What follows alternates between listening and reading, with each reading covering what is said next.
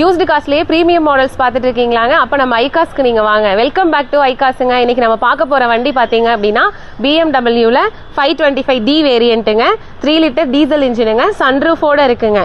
Kovai registration வண்டிங்க, 2007 மாடலுங்க, single owner வண்டிங்க. பிரீமியம் மாடல்லையே நமக்கு சிங்கிள் ஓனர் வண்டி கிடைச்சிருக்குங்க.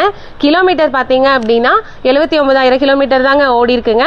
ஆட்டோமேட்டிக் டிரான்ஸ்மிஷனுங்க. இப்போ ஃபீச்சர்ஸ் என்னன்னு பார்த்துடலாங்களாங்க.